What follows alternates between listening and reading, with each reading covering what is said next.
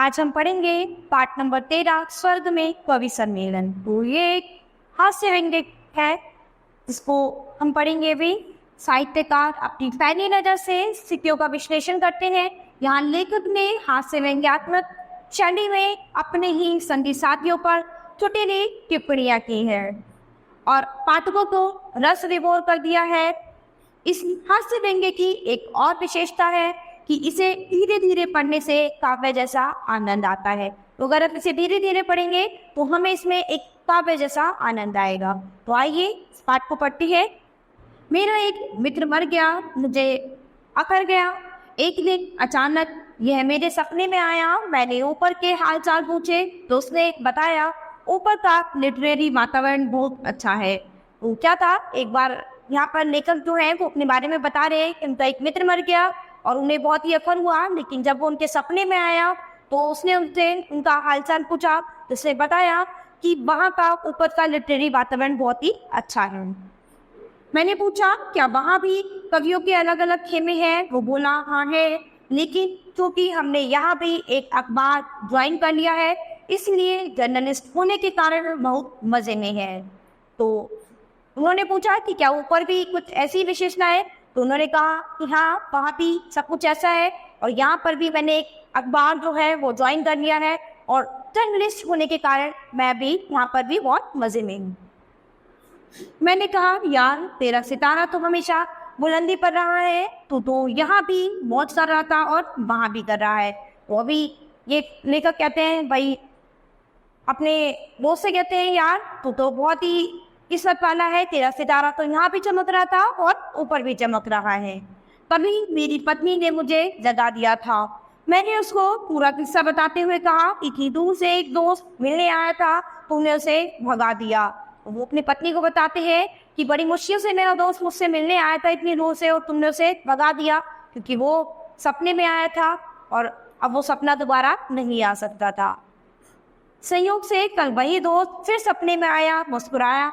मैंने कहा आज तो तेरा चेहरा काफी खिला है। वो बोला आज ही मुझे कवियों की कॉलोनी में मकान मिला है। यह कॉलोनी स्वर्ग की सारी लिटरेरी एक्टिविटीज की बुरा है। मेरे पास एक खबर और है जो मेरे लिए अच्छी और तेरे लिए बुरी खबर है।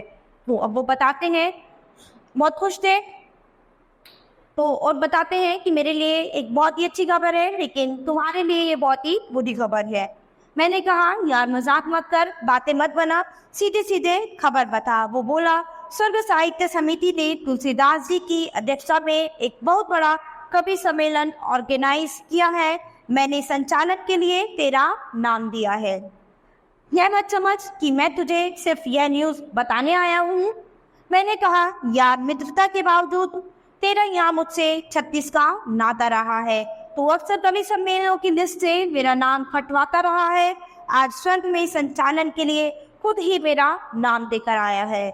यह कैसी यारी है? तो वो बोलते हैं कि जब तू यहाँ था तो हमेशा मेरा कवि सम्मेलन की लिस्ट में से नाम कटवाता रहता था और अभी तू ऊपर स्वर्ग के संचालन में खुद ही मेरा नाम देकर आया है, तो ये तेरी कैसी मित्रता है? वो बोला यह प्रेम तो बहुत सस्ता है, तो इसमें क्यों फंसता है? चल इतना पेमेंट करवा दूंगा जितना यहाँ तुझे कोई नहीं देगा। तो वो कहते हैं कि मैं तुझे इतना पेमेंट करवा दूंगा जितना तुझे वहाँ पर कोई भी नहीं देता होगा।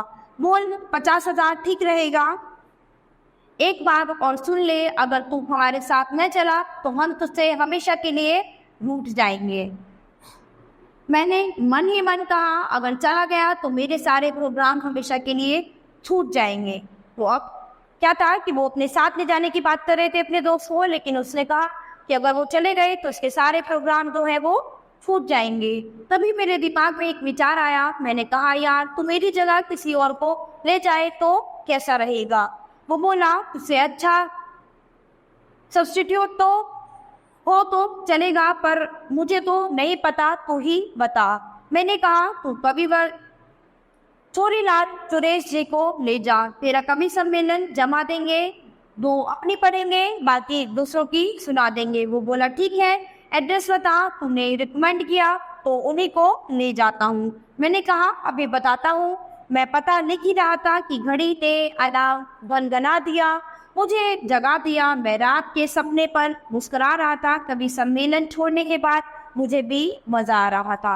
तो यहाँ पर लेखक जो है अपने एक दोस्त की बात बताते हैं जो उनके सपने में आया और क्या था, उनको कवि सम्मेलन के लिए निमंत्रण दे रहा था और बता रहा था कि मैं यहाँ पर बहुत खुश हूँ क्योंकि मैं यहाँ पर एक जर्नलिस्ट बन गया हूँ और जैसे नीचे मजे में था ऐसे ही ऊपर मजे में था। तो ये एक छोटे से पार्ट की स्टोरी थी। तो बच्चों, अब हम अपनी नई क्लास में मिलेंगे अपने नए पार्ट के साथ।